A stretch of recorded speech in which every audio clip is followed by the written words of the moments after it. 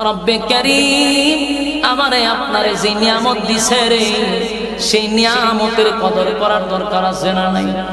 আমার যুবক ভাই, আল্লাহ রাব্বুল আলামিন আপনি এবং আমারে কত নিয়ামত দিয়েছে জানো নি? গাড়ি বাড়ি অট্টালিকা এগুলা শুধু নিয়ামত না। আল্লাহ বলেন তোরে কত নিয়ামত দিছি, তোর 3.5 হাত বডির দিকে একটু তাকায়া দেখ। আমি আল্লাহ তোরে কত নিয়ামত দিছি। মাঝে মধ্যে আপনারা বিশ্বনাথের মোড়ে তো আপনারা যান, এই বিশ্বনাথের মোড়ে গেলে দেখবেন অনেক ভিক্ষুকরা ভিক্ষা করে, কথা কয় না? দেখবেন হাত নাই পা নাই, অনেকের চক্ষু নাই, এমন ভিক্ষুক কি আপনারা দেখছেন? এমন ভিক্ষুক আমাদের চোখের সামনে পড়ে। আমার জীবনে এমন ভিক্ষুকও দেখছি, হাতও নাই পাও নাই, গইরাইয়া ঘুইরাইয়া ভিক্ষা করে। আমরা এমন ভিক্ষুক দেখলে পরে 10টা টাকা পকেট থেকে বাহির করে দিয়া চলে আসি। না না, মাঝে মধ্যে তাদের সামনে একটু দাঁড়াবেন আর আপনার বডির দিকে আপনি তাকাবেন, এরপরে চিন্তা করবেন আপনি আমার মালিক আমারে আপনারে কত বড় নিয়ামত দান করছে রে। সেদিন তাকায়া বলবেন মালিক হাত দিলা, পা দিলা, চক্ষু দিলা, আল্লাহ সুন্দর চেহারা দিলা, তাই তো মানুষ আমার সঙ্গে সেলফি তুলে, মানুষ আমারে হোটেলে বসে চা খাওয়ায়, আমার সঙ্গে আড্ডা মারে। আমার যদি 2টা পা না থাকতো গো, আমার যদি 2টা হাত না থাকতো, বলুন আপনি আমার সঙ্গে কেউ সেলফি তুলত? রাস্তার ভিখারির সঙ্গে কেউ সেলফি তুলে না, সম্মান দেয় না রে। তাদেরকে নিয়ে কোনো বন্ধু বান্ধব আড্ডা মারে না, তাদের বন্ধু নাই, তাদের সহপাঠী নাই। তোমারে আমারে মালিক 2টা হাত দেওয়ার কারণে, 2টা পা দেওয়ার কারণে, চক্ষুটা দেওয়ার কারণে, সুন্দর চেহারা দেওয়ার কারণে আমাদেরকে নিয়ে মানুষ সেলফি তোলে, আমাদেরকে বসাইয়া চা খাওয়ায়। ওই মালিকের প্রশংসা করার দরকার আছে না? না, এই জন্য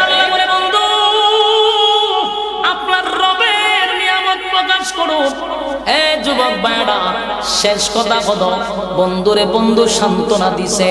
এই সূরার প্রথম থেকে নিয়ে শেষ পর্যন্ত আপনারা পড়া দেখবেন, যতটা কথা আমার মালিক বলছে প্রথম থেকে নিয়ে শেষ পর্যন্ত সবগুলো কথা আমার নবীরে খুশি করার জন্য।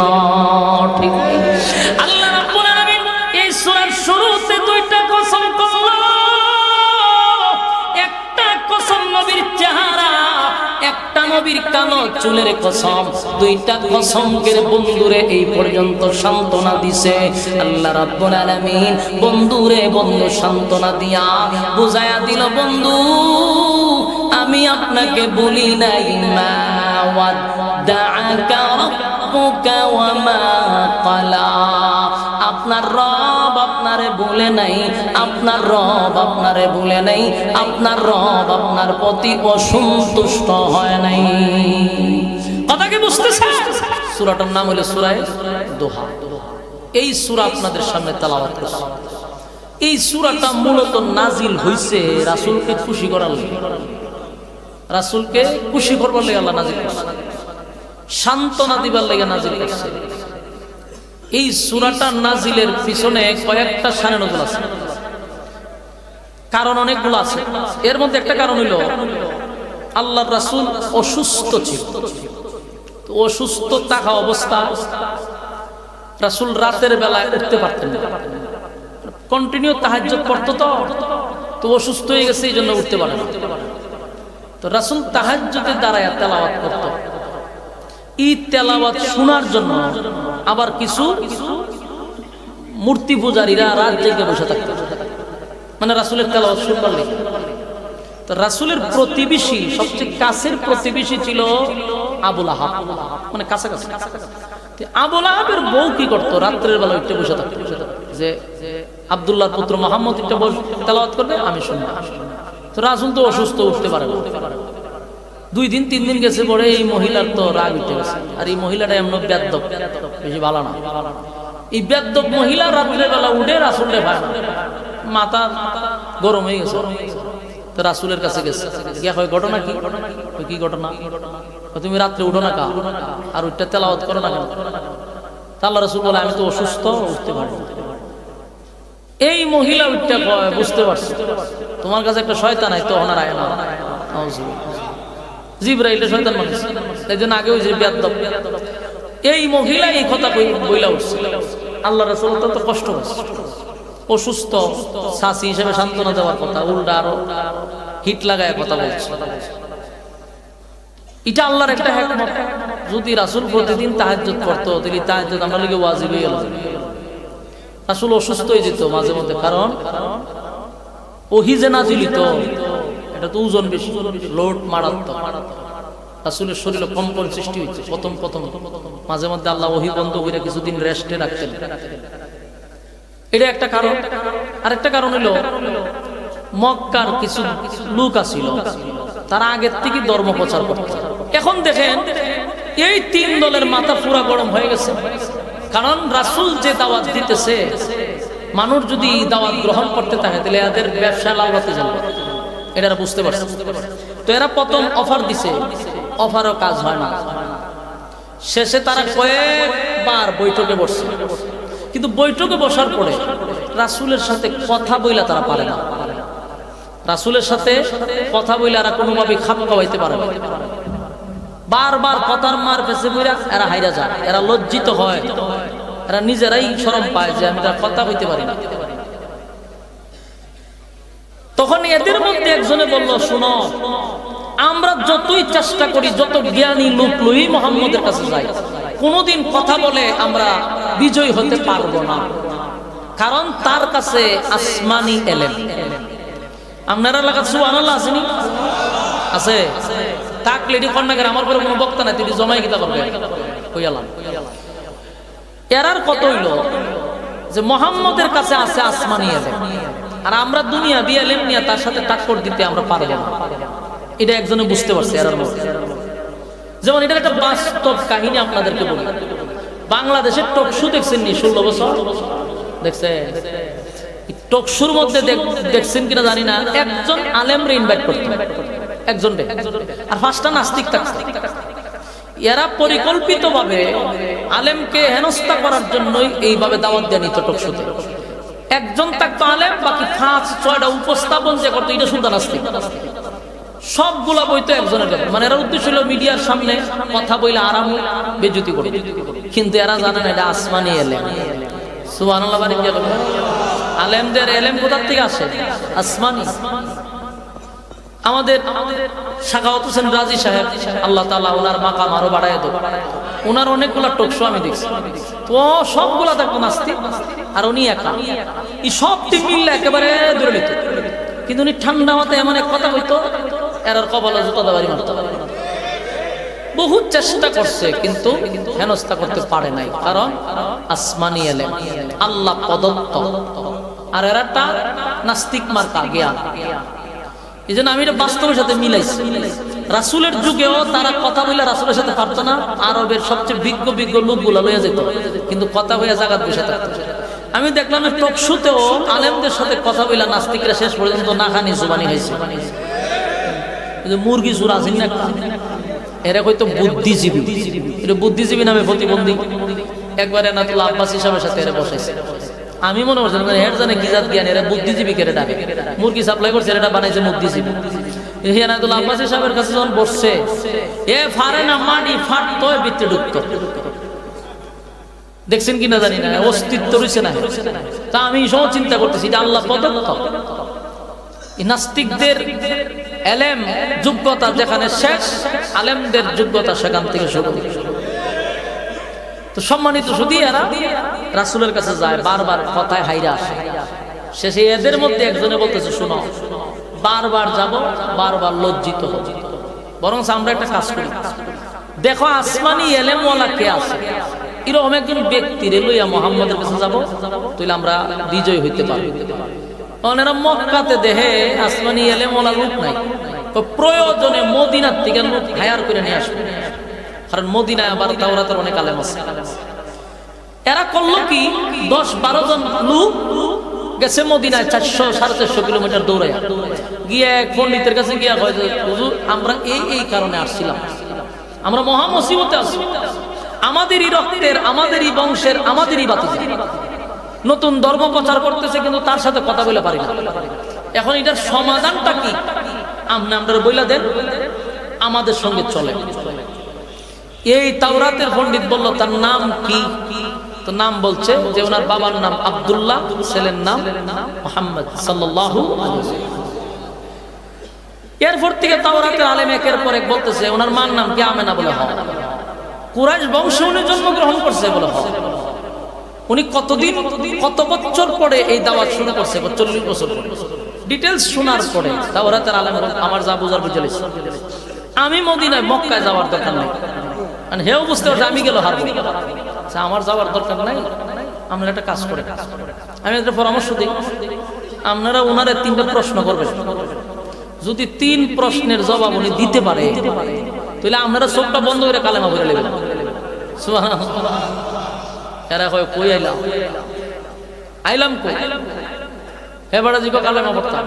হয় না 3 প্রশ্নের জবাব দিতে যদি পারে, তাহলে বুঝবেন উনি আল্লাহর পয়গম্বর, এতে কোনো সন্দেহ নাই। 3 প্রশ্নের জবাব যদি না দিতে পারে, তাহলে আপনারা ওনার নবী মানার দরকার নাই। এরা এখন আর কি করবো? অপারক। সেটা মাইনা নিয়ে আইসে মক্কায়, আয়া আবার গেছে নবীর কাছে, গিয়া এরা মিষ্টি মিষ্টি কথা যে মুহাম্মদ তুমি তো আমাদেরই বাতিজা, আমাদেরই তো বংশ, তোমার সাথে দ্বন্দ্ব করে লাভ নাই।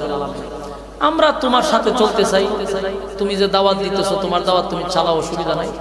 আমরাও তোমার সাথে অংশগ্রহণ করতে চাই। আল্লাহ রাসূল খুশি হয়ে গেছে, যারা যদি কালেমা পড়ে তো মক্কায় আর দাওয়াত দিতে আমার কোনো সমস্যা নাই। এরা হয়তো আমরা কিছু শর্ত আছে, 3টা প্রশ্নের জবাব যদি তুমি দিতে পারো, আমরা কালেমা পড়ে ঈমান আনব।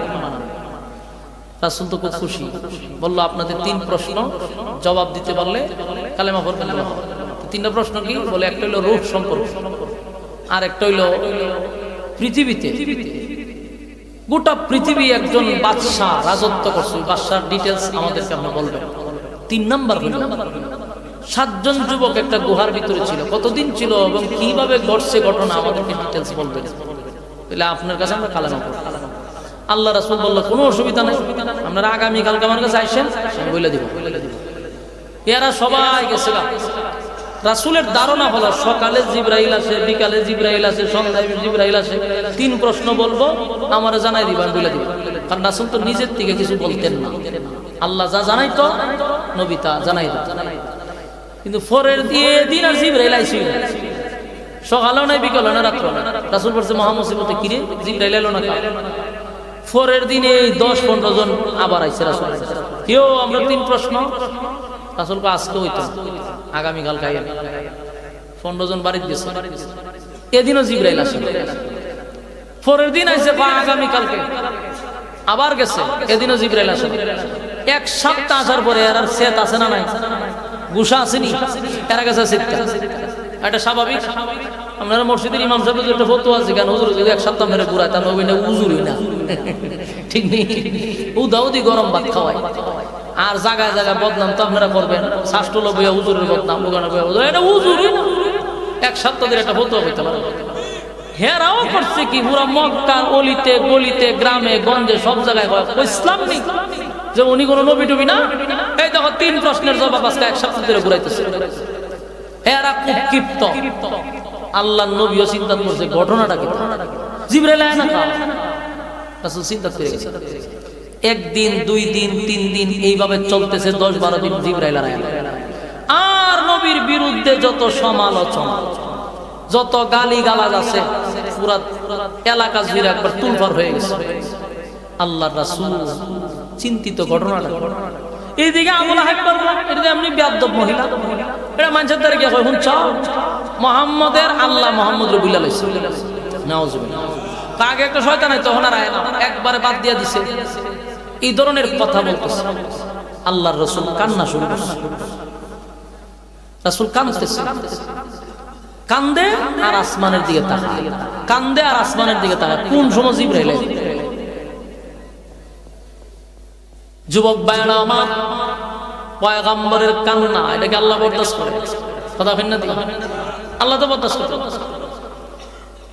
আল্লাহ ডাক দিয়া বলে জিবরাইল রে, বন্ধুর চোখের বাণীটা কেমনে পড়তেছে আর দেরি করে আপনি যা দৌড়তে 15 দিন হয়েছে 15 দিন ওহি বন্ধ ওহি আসে না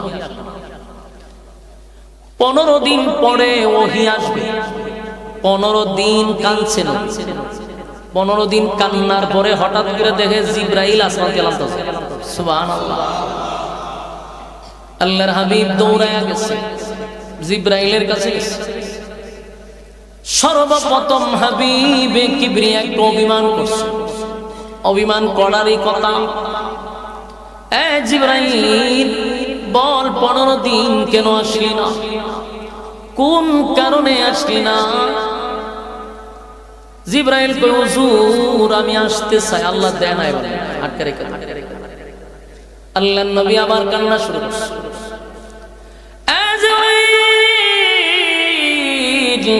তাহলে মক্কার মানুষ আমারে যে বলে আমার মালিক আমারে ভুলে গেছে এটা কি সত্য আমার মালিক কি আমারে ভুলে গেছে জিব্রাইল সকালে আসতি বিকালে আসতি 15 দিন পর্যন্ত কেন আইলি না গোটা মক্কা নগরীতে অলিতে গলিতে আমার বিরুদ্ধে সমালোচনা আমারে গালমন্দ কেন রে জিব্রাইল আমি কি অপরাধ করলাম আমার মালিক কেন তোমারে আটকায়া দিল মক্কার মানুষ আমার সামনে দাঁড়ায়া বলে মুহাম্মদের আল্লাহ মুহাম্মদকে ভুলে গেছে একদিন 2 দিন নয় গো হাবিবে কিবরিয়া টানা 15 দিন চোখের পানি ছাড়ছে 15 দিন কাঁদছে একদিন 2 দিন না 15 দিন কান্নার পরে জিব্রাইল আসে জিব্রাইল হুজুর মালিক আপনারে ভুলে নাই তবে আপনার একটা কথা মালিকের পছন্দ হয় না 3 প্রশ্নের জবাব লইয়া আপনার কাছে আসছে গো নবী আপনি তাদেরকে বলছেন আগামী কালকে আপনি জানায়া দিবেন এই কথাটা আমার মালিকের কাছে মোটেও পছন্দ হয় না কারণ আপনি আগামী কালকে বলবেন এই কথার আগে ইনশাআল্লাহ বলেন নাই যুবক ভাইরা আমার এখান থেকে আপনি আমার শিক্ষা গ্রহণ করতে হবে আমাদের শিকার আছে নবী ইনশাআল্লাহ না বলার কারণে 15 দিন আল্লাহর পয়গম্বর কান্নাকাটি করছে 15 দিন নবীর চোখের পানি ঝরছে জিব্রাইল হুজুর ইনশাআল্লাহ বলেন আপনি বলছেন আগামী কালকে বলবেন আপনি কেমনে বলবেন যদি আল্লাহ না চায় এই কথাটা আল্লাহর পছন্দ হয়েছে এই যুবক ভাই বলুন তো দেখি আমরা যদি কই আগামী কালকে ঢাকা যাব মাঝখানে কি হইতারে না ইনশাআল্লাহ আপনারা মাহফিলের পরে তাবারক খাবেন ইনশাআল্লাহ বাড়িতে যাবেন ইনশাআল্লাহ ঘুমাবেন ইনশাআল্লাহ বিবাহ করবেন এখানে ইনশাআল্লাহ সব জায়গায় ইনশাআল্লাহ বলতে হবে ইনশাআল্লাহ শব্দের অর্থ হলো আল্লাহ যদি চায় কথা হয় না আল্লাহ যদি চায় তাহলে আমি বিয়া করতাম আল্লাহ যদি চাই দিলেন আমি খাইতাম আল্লাহ চাইলেন আমি টাকা দিতাম আল্লাহ চাইলেন আমি ঘুমাইতাম কথা হয় না আমার মালিক যদি চায় তাহলে আমি ঘুমাবো আমি খাবো আমি যাব এই জন্য মাঝখানে ইনশাআল্লাহ দরকার পয়গম্বর ইনশাআল্লাহ বলে নাই রে প্রশ্ন হলো নবী একদিন না হয় ইনশাআল্লাহ ভুলেই গেছে এই জন্য কি 15 দিন নবী ভুলে যান কথা কোন আপনারা জ্ঞানে কি তা হয় নবী 15 দিন ভুলে গেছে একদিন না হয় নবী ভুলে গেল 15 দিন তো নবী ভুলার কথা না তাহলে ভুলে গেল কেন আমরা আহলে সুন্নাত ওয়াল জামাতের আকীদা হলো নবী ভুলে নাই আল্লাহ ভুলায়া দিয়েছে কথা হয় না আমার নবী ভুলে নাই গো মালিক ভুলায়া দিয়েছে উম্মতের শিক্ষা দেওয়ার জন্য নবীরে মাঝে মধ্যে আল্লাহ ভুল করাইতেন এটা আমাদের শিখানোর জন্য নবীরা কোনোদিন গুনাহ করে না নবীরা মাসুম কোন নবীরে আল্লাহ আল্লাহ গুনাহ করেন না, মাঝে মধ্যে কিছু ভুল করাইতে এটাও আমাদের শিকার জন্য। নবী যদি ইনশাআল্লাহ না বলে যেত, আল্লাহ যদি ইনশাআল্লাহ না বলায়া দিত, তাহলে আমরা এটার গুরুত্ব দিতাম না, ঠিক নেই? তাই আমরা এখন কথায় কথায় ইনশাআল্লাহ বলি। হাবিবে কিবরিয়ার চোখের পানি একদিন দুই দিন নয়, 15 দিন নবী কাঁদছে রে, আসমানের দিকে তাকায়া থাকতো, কখন রে জিবরাইল আসবি, কখন জিবরাইল আসবি। মক্কার মানুষ নবীরে কত গালমন্দ করছে, কত গালাগালি নবীরে করছে। আল্লাহর নবী বারবার আসমানের দিকে তাকাইয়া চোখের পানি ছেড়ে দিয়া কান্দার কই, মালিক কি এমন অপরাধ করছি গো, 15 দিন তুমি ওহী বন্ধ করে দিলা। আল্লাহ গোটা মক্কার মানুষ আমারে বলে, আপনি নাকি আমারে ভুলে গেছেন, আপনি নাকি আমারে ভুলে গেছেন। আল্লাহ আমি জানতে চাই আপনি মালিক কি আমারে ভুলে গেছেন? রব্বে কারীম বলেন, জিবরাইল রে, আমার বন্ধু কাঁদতেছে, বন্ধুর চোখের পানি আমি বরদাস্ত করতে পারি না। আল্লাহ রাব্বুল আলামিন যে সূরাটা নাযিল করছে, সেই সূরাটার নাম হলো সূরা দুহা। এই ঘটনার কেন্দ্র করে আল্লাহ নাযিল করছে, এই হলো শানে নজুল। যুবক ভাইরা, সূরা দুহা নাযিল করে বন্ধুরে বন্ধু সান্ত্বনা দিছে। এই সূরার শুরুতে দুইটা কসম আছে, জোরে কোন কয়টা? সূরার শুরুতে দুইটা কসম আছে রে। আমার আল্লাহ বন্ধুরে কেমনে সান্ত্বনা দেয়, বন্ধুরে বন্ধু কেমনে খুশি করে। আল্লাহ সূরাটা নাযিল করে বলে, ওয়াদ-দুহা ওয়াল-লাইলি ইযা সাজা। আল্লাহ বলেন ওয়াদ-দুহা, দিনের আলোর কসম, দিনের আলোর কসম। ওয়াল-লাইলি ইযা সাজা, রাতের অন্ধকারের কসম। তাহলে কসম হইল কয়টা? যুবক ভাইরা, কসম হলো দুইটা, দিনের আলোর কসম, রাতের অন্ধকারের কসম। কিন্তু তাফসীর কারকরা ওয়াদ-দুহার আরেকটা ব্যাখ্যা করছে, ওয়াল-লাইলি ইযা সাজার আরেকটা ব্যাখ্যা করছে। ওয়াদ-দুহার আরেকটা ব্যাখ্যা হলো, আল্লাহ বলেন বন্ধু আপনার সুন্দর উজ্জ্বল চেহারার কসম। রব্বে কারীম বলেন আপনার সুন্দর চেহারা, উজ্জ্বল চেহারার কসম। চিন্তা করেন, বন্ধুর চেহারা নিয়ে আল্লাহ কসম করে, আপনার সুন্দর চেহারার কসম গো। ওয়াল-লাইলি ইযা সাজা, আপনার সুন্দর কালো চুলের কসম। আমার নবীর চুলের কসম করছে রে, আমার নবীর চুলের কসমটা করলো, আমার নবীর সুন্দর চেহারার কসম করছে। দুইটা কসম করে আল্লাহ বলেন, মা ওয়াদ্দাআকা রাব্বুকা ওয়া মা ক্বালা। আল্লাহ রাব্বুল আলামিন দুইটা কসম, দুইটা কসম করে বলে, মা ওয়াদ্দাআকা রাব্বুকা ওয়া মা ক্বালা। দুইটা কসম কে আল্লাহ বলেন, দিনের কসম, রাতের কসম, সুন্দর চেহারার কসম, আপনার কালো চুলের কসম। মা ওয়াদ্দাকা রাব্বুকা ওয়া মা ক্বালা, আপনার রব আপনারে ভুলে নাই। সুবহানাল্লাহ, আপনার রব আপনারে ভুলে নাই গো। আপনার রব আপনার প্রতি সন্তুষ্ট, আপনার রব আপনাকে আগে যেইভাবে ভালোবাসতো এখনো ভালোবাসে। বন্ধু আপনার রব আপনারে ভুলে নেই। মা ওয়াদ্দাআকা রাব্বুকা ওয়া মা ক্বালা, আপনার রব আপনারে ভুলে নাই।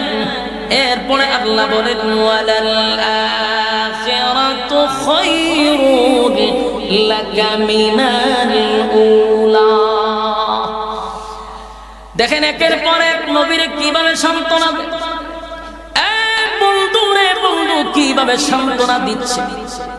আল্লাহ কয়, মা ওয়াদ্দাআকা রাব্বুকা ওয়া মা ক্বালা, আপনার রব আপনার প্রতি অসন্তুষ্ট হয় নাই, আপনার রব আপনার প্রতি সন্তুষ্ট।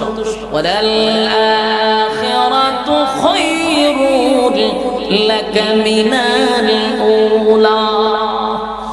আল্লাহ বলে বন্ধু এই পৃথিবীতে আপনাকে যে নিয়ামত আমি আল্লাহ দিছি এর থেকে বেশি কোটি কোটি গুণ নিয়ামত আপনার জন্য আমি পরবর্তী বরাদ্দ রাখছি। আপনারা কি খুশি লাগতেছে না? আপনারা আওয়াজ তো দুর্বল। নবীর ইশকের কথা শোনার পরেও যদি ঈমান জাগ্রত না হয় বুঝবেন ঈমান দুর্বল। আশিক রাসূল তো আমরা দাবি করি, আশিক রাসূল দাবির জন্য আমরা সবার আগে দিয়া, কিন্তু নবীর মহব্বতে আমাদের ইশক জন্মায় না। ইশক আলী জন্মায় বিরিয়ানি আর জিলাপি। হ্যাঁ, এই দুইটা জিনিস সামনে বললে এটার ইশকে খালি না পায়, নবীর ইশকে না। আল্লাহ বলেন ওয়াদাল আখিরাতু খায়রুন লাকা মিনাল উলা। আপনার রব আপনাকে যা দিছে এর থেকে কোটি কোটি কোটি গুণ বেশি আপনার জন্য পরকালে বরাদ্দ আছে। আপনি কেমনে কইলেন বন্ধু আপনারে ভুলে গেছি? বন্ধু গো আপনারে আমি বলি নাই, ভুলি নাই। এরপর আল্লাহ পরের আয়াতে নবীর আরো খুশি করে বলেন ওয়ালা সাউফা ইউতিকা রাব্বুকা ফাতারদা। এতে রব্বে কারীম বন্ধুরে উদ্দেশ্য করে বলেন ওয়ালা সাউফা ইউতিকা রাব্বুকা ফাতারদা। বন্ধু আপনাকে আমি অচিরেই আপনার আমি খুশি করব। সুবহানাল্লাহ।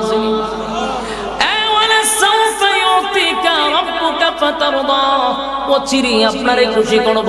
তাফসীরকাররা বলেন ওয়ালা সাউফা ইউতিকা রাব্বুকা ফাতারদা, এটার দ্বারা আল্লাহ বুঝাইছেন হয়তোবা মেরাজের বিষয়টা, হয়তোবা পয়গম্বরের মক্কা বিজয়ের বিষয়টা বুঝাইছেন, হয়তোবা আমার নবী কিছু দাবা করছিল উম্মতের ব্যাপারে, ওইগুলো আল্লাহ হয়তোবা কবুল করছে।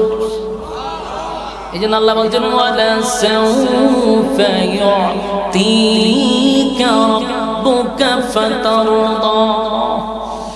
আপনার রব আপনারে খুশি করবে, আপনারে খুশি করবে খুব শীঘ্রই। শীঘ্রই মানে কি? মেরাজের রজনী হইতে পারে, 7 আসমানে ইনভাইট করছে, হয়তোবা মক্কা বিজয়। এই জন্য রব্বে কারীম বলতে চায় বন্ধু বলি নাই আপনারে অচিরেই আমি খুশি করব। আপনি অভিমান কইরেন না, আপনি রাগ কইরেন না। মক্কার মানুষ আপনারে গালি দিছে গো, কেউ আপনারে সান্ত্বনা দেয় নাই গো নবী। আমি আল্লাহ সূরা দুহা নাযিল করে আপনারে খুশি করে দিলাম। 2টা কসম করলাম, আপনার চেহারার কসম, আপনার চুলের কসম। বন্ধু আপনারে আমি ভুলি নাই, দুনিয়াতে যা দিছি পরকালের থেকে বেশি বরাদ্দ রাখছি। ওয়ালা সাউফা ইউতিকা রাব্বুকা ফাতারদা, আপনাকে আরো অচিরেই খুশি করব, এটা বেশি দূরে নয়। হয়তোবা নবীর অনেকগুলা ইঙ্গিত আল্লাহ দিয়া দিছে। এরপর আল্লাহ বলেন আলাম ইয়াজিদকা ইয়াতীমান ফাআওয়া। এই আয়াতে আরো চমৎকার আল্লাহ বলেন বন্ধু কেমনে আপনি কইলেন আমি আপনারে বলে দিছি। দেখেন অতীতের কথা আল্লাহ স্মরণ করায় দিতেছে। আলাম ইয়াজিদকা ইয়াতীমান ফাআওয়া। বন্ধু আপনি কি এতিম ছিলেন না? আমি কি আপনাকে আশ্রয় দেই না? দেখবেন মাঝে মধ্যে যদি কোনো বন্ধু বান্ধবের মধ্যে ঝগড়া, এক বন্ধু যদি অভিমান করে আর এক বন্ধু তার অতীতের কথা দিয়া তারে সান্ত্বনা দেয়, তুই যে বললি তোরে ভুইলা গেছি, কেন তোর বিপদের সময় আমি তোরে টাকা দেই, তোর বিপদের সময় আমি সাহায্য করি নাই, তোর এই সময় কি আমি পাশে ছিলাম না, অমুক সময় তোর পাশে ছিলাম, এরকম বলে কি না?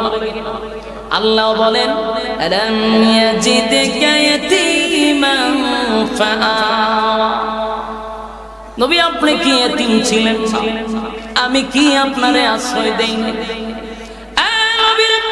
অতীতের কথা বইলা আমার মালিক সান্ত্বনা দেয়। এরপর আল্লাহ বলেন ওয়াজাদাকা দাল্লান ফাহাদা। আল্লাহ বলেন আপনি তো পথহারা ছিলেন, আমি পথ দেখায়া দিছি। এর মানেটা কি? যারা ইতিম হয়, যারা ইতিম হয় এরা তো সঠিক পথে চলতে পারে না। ইতিম হওয়ার কারণে কোনো গার্জিয়ান না থাকলে থাকার কারণে ছেলেটা তো টুকায় হয়ে যায়, ছেলেটা কিশোর গ্যাংয়ের সঙ্গে জড়িত হয়ে যায়, ছেলেটার লেখাপড়া বাদ দিয়া দেয়, পথভ্রষ্ট হয়ে যায়। আল্লাহ কয় আমি আপনার এমনটা হতে দেই নাই, নিয়তিম ছিলেন কিন্তু আমি আল্লাহ আপনাকে পথ দেখায়া দিছি, পথভ্রষ্ট আপনারে হতে দেই নাই। সুবহানাল্লাহ। একেবারে হাবিবে কিবরিয়াকে মালিক নিজেই তো সান্ত্বনা দেওয়া শুরু করলাম।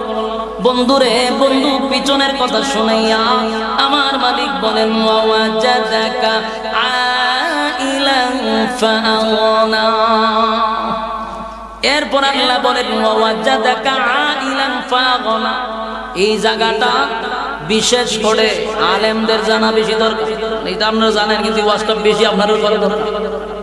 এখানে আল্লাহ একটা কথা বলছে যে ওয়াজাদাকা আইলান ফাআগনা, আপনি তো গরীব ছিলেন, আপনি নিঃস্ব ছিলেন, আমি আপনার ধনী বানাইছি। বলুন আল্লাহ কি কইছে? আপনি গরীব ছিলেন, পরে কি কর ধনী বানাইছি। এই জায়গাটা আমার আশ্চর্য লাগে, আশ্চর্য হলো আল্লাহ কয় আপনি গরীব ছিলেন, আমি আপনাকে ধনী বানাইছি। কিন্তু কপাল পোড়া জাতি সারাটা জীবন শুধু ফেটে ফাত্তর ছিল নবীর ওয়াজি করে। আগের পৃষ্ঠা গরিব ছিল, পরের পৃষ্ঠা আল্লাহ ধনী বানাইছে, এই ওয়াজ করে খালি নবীর ফেটে ফাত্তর আছে, খানা দূরে টান মারে। আর এই ওয়াজ জাতিরে এই পরিমাণ খাওয়াইছে, দুলাই করে লেছে এই ওয়াজ করতে করতে।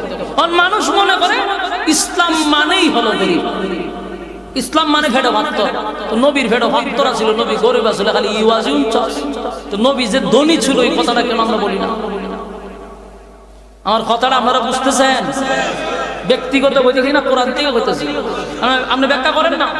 আল্লাহ কয় আপনি নিঃস্ব ছিলেন, গরিব ছিলেন, আমি আপনার ধনী বানাইছি। ধনী শব্দটা আল্লাহ বলছে, ধনী বানাইছি। তা আমরা খালি গরিবের ওয়াজটাই করলাম কেন? ভেড়ো ভাত্তর ইওয়াজ ছাড়া যে নবী ধনী ওয়াজ করুন জানো? এখন কবি করলে কি দিচ্ছে? নবী তো গরিব ছিল, হ্যাঁ গরিব ছিল। এই ওয়াজের দ্বারা ক্ষতিটা কি হয়েছে আর লাভটা কি হয়েছে একটু বোঝার চেষ্টা করেন। সারা দেশে ছাটিয়া ওয়াজ করতেছে নবীর ভেড়ো ভাত্তর, ধনীর কোনো ওয়াজ নাই। আর এটা দিয়ে এমন মগজ দুলাই করছেন সুশীল সমাজ, নাস্তিক পাড়ায় ওয়াজ মগজত। এখন 25 সালে এই যুগে আইসা কোন আলেম যদি রাজনীতি করতে চায়, নেতৃত্ব দিতে চায়, ওই সুশীল সমাজ আর নাস্তিক পাড়ার লোকেরা বলে আলেমরা থাকবে মসজিদে, আলেমরা থাকবে মাদ্রাসায়, রাজনীতি করে কেন? কথা হয় না? আমার কথা আপনারা বুঝেন কম, আমি যা বুঝতেছি। আর আপনারা এখন বিরক্ত লাগতেছে আমার ওয়াজটা, এটাও বুঝতেছি। কারণ খাওয়ান সামনে তুইয়া যত মিষ্টি কথাই হোক মজা লাগে না, এটা কিন্তু বাস্তব কথা না। আপনার আর আওয়াজে বোঝা যায় যে ওজোর ছাইরা দিলে একটু ভালো হয়। বিরানির গ্রানার তো একটা, আর এরা দেখছি আমাদের দেখছিল দৌড় যাইতে, আমাদের কেড়ে আনে গ্রান তো লাগে না। লক্ষণে আপনারা বলে ছাইরা দিলে আমার ডাবল সুবিধা, আমি বেজান না। কিন্তু আপনারা যখন লক্ষণ খারাপ দেখতেছেন, চলতো না একটু সমাজ, তুই কেমনে বুঝতাম না আপনারা চলে যেমন সেদ বেত না। আমার কথাটা একটু বোঝার চেষ্টা করে। আল্লাহ কয় আপনি গরিব ছিলেন, আমি ধনী বানাইছি। তো গরিবের ওয়াজ করে ক্ষতিটা কি হয়েছে জানেন? এখন 2025 সালে আলেমরা যদি রাজনীতি করতে চায়, এরা আমরা বয়ান দেয়, আপনারা হুজুর থাকবেন, মসজিদ সম্মানী মানুষ মাদ্রাসা থাকবেন, আমরা রাজনীতি করে। এই কথাটা আমরা এখন বলে কেন বলে? এই দোষ এদের না, আমাদের মতো কাঠমৌলবীর দোষ। কারণ কাঠমৌলবী আরা দিন ওয়াজ করছে নবীর ভেড়া ভাবত, কিন্তু এই কাঠমৌলবী জানে না নবী যে দেশের প্রেসিডেন্ট ছিল। আমার নবী দেশ চালাইছে, রাষ্ট্র পরিচালনা করছে, এই মৌলবী ওয়াজ করে না। তাই নাস্তিক পাড়ার লোকেরা আমরা আঙুল দেখো রাজনীতি ভাইছেন গো, রাজনীতি করে ভাইছি গো, এটা হাসির কথা না। আমরা রাজনীতি ভাইছি গো। আমার মাঝে মধ্যে মনে হয় খাসা সিংলা চিনেন নি আপনারা? এই খাসা সিংলাতে মিনিমাম আধা ঘন্টা বাড়ি নিয়ে যেত গড়ি দুইটা, থইলে শৈলের জাল আমার কিছু মিত্র। আমরা রাজনীতি ভাইছেন কই? আরে চূড়া আমি রাজনীতি ভাইছি কই মানে? আমার নবী দেশ চালাইছে, নবী রাষ্ট্রনায়ক ছিল, প্রেসিডেন্ট ছিল, তুই কত রাজনীতি ভাইছে কই? আমরা না জিগাইতা, কারণ আলেমরা রাজনীতি স্বয়ং রাসূলের কাছ থেকে শিখছে, রাসূলের কাছ থেকে রাজনীতি শিখছে। আমরা না তোরা প্রশ্ন, তোরা রাজনীতি ভাইছে কই? তোরা রাজনীতির যে মডেল, আমার মনে হয় তোরা রাজনীতি যদি রাসূল থেকে শিক্ষা না থাকস, কারণ তোরা তো আমরা প্রশ্ন করে রাজনীতি পাইছি কই? আমরার ভূমিকা হলো রাসূল থেকে শিখছি। তোরা কি জবাব দিবি? তোরা জবাব দিবি ফেরাউনের কাছ থেকে রাজনীতি শিখছস, নমরুদের কাছ থেকে রাজনীতি শিখছস, আবু জাহিলের কাছ থেকে রাজনীতি শিখছস। এই জন্য ফেরাউনের যেই ক্যাটালগ তোদের ক্যাটালগে মিল হয়ে গেছে। এরা রাজনীতি চালানোর যে সিস্টেম, তোদের রাজনীতি চালানোর সিস্টেম, মানে প্রত্যেকটা নেতার প্রভাব কর্মীর উপরে পড়ে। বাস্তব না বাস্তব? আলেমরা যদি রাজনীতি করত, নবীর প্রভাব রাসূলের এই কি কয় রাসূলের সৈনিকের উপরে তার প্রভাব পড়তো, কর্মীদের উপরে তার প্রভাব পড়তো। আমরা রাজনীতি রাসূলুল্লাহর কাছ থেকে রাসূলের প্রভাব আলেমদের প্রতি পড়তো, দেশ সোনার বাংলাদেশ হয়ে যেত। আলেমরা রাজনীতি করলে দেশের টাকা বিদেশ পাচার হতো না, আলেমরা রাজনীতি করলে গুম হত্যা হইতো না, আলেমরা রাজনীতি করলে দর্শনের সেঞ্চুরি হইতো না। কারণ রাজনীতি শিখছে তোমরা রাসূলের কাছ থেকে। তোদের রাজনীতি আবু জাহেলের রাজনীতি, তোদের রাজনীতি নমরুদের রাজনীতি, তোদের রাজনীতি ফেরাউনের রাজনীতি। ফেরাউনের যুগে গুম হত্যা হইতো, ফেরাউনের যুগে যেমন গুম হত্যা হইতো, তোদের যুগে গুম হত্যা হয়। ফেরাউনের যুগে দর্শন হইতো, তোদের যুগে দর্শন হয়। ফেরাউনের যুগে দেশে লুটপাট চলতো, তোদের যুগে লুটপাট হয়। কারণ প্রত্যেক নেতার প্রভাব কর্মীর উপরে। বাস্তব না বাস্তব? আলেমরা রাজনীতি যদি করত, তাহলে ইসলামিক আইন অনুযায়ী করত, দেশের টাকা দেশে থাকতো, বিদেশে যাইত না। কথা কয় না দিন? আল্লাহ ডাইরেক্ট কয় আপনি গরিব ছিলেন, দলি বানাইছি। আমার দুঃখে খবর হইতে যায়, কেরে রে তুই দলির ওয়াজ কেরে করছ? নবী যে দেশের প্রেসিডেন্ট ছিল, রাষ্ট্র চালাইছে, ওয়াজটা কেরে করছ? কোন কারণে করছ? খালি গরিব গরিব হইয়া দিছত 12টা বাজে। আমরারও দোষ আছে, ইসলাম তার একেবারে দরিদ্রতা হয়ে গেছে। আর আমরা এক একজনের বুজুর্গর সিস্টেম হলো যে আল্লাহ আল্লাহ বিল্লাহ করবো, ফিসাদা ভাঞ্জি বললে উঠে আছে। তাই বুজুর্গ, তাই বুজুর্গ মানুষ, তার খবর টবর না। আপনারা এটি কেটা হয়েছে পাইছেন কো? এটি পাইছেন কই? আপনি রাসূল যে সময় রাষ্ট্রনায়ক ছিল, দামি কাপড় ধরে মানুষের সামনে কথা বলতো। রাসূলের কয়েকটা দেশ ছিল, এর মধ্যে যদি রাষ্ট্রীয় চেয়ারে বসত, দামি পোশাক পরে রাসূল বসত, সবুজ পাগড়ি পরে রাসূল বসত। আর তাই পাঞ্জাবি বললেও উঠেছে। এগুলার প্রভাব পড়ে ভাই। প্রভাবটা কি? একটা ইঞ্জিনিয়ারের ছেলে মাদ্রাসায় দিতে চায় না, দিয়ে কিতাব দিতে এরা নাকসিট খা। একটা ডাক্তারের ছেলে মাদ্রাসায় দিতে চায়, একটা ইঞ্জিনিয়ারের ছেলে দিতে, শিল্পপতির ছেলে মাদ্রাসায় দিতে চায় না। কেন? যে মইরা গেলাগা হে শুধু খালি গিয়া ফরাইবো আর কোরআন শুনলে বই থাকবে। আমরা এই জায়গাটা বলে ইসলাম না। কেন? স্মার্টলি আলেমরা চলবে, আলেমদের টাকা দরকার আছে। আমি মনে করি যত স্মার্ট হয়ে আলেমরা চলবে, আরেকজন ইঞ্জিনিয়ার তার ছেলে মাদ্রাসায় পড়াইতে বাধ্য। আমরা চলুন ফকিরের মতো, হেবাটা আমার দিতে হবে না মাদ্রাসা।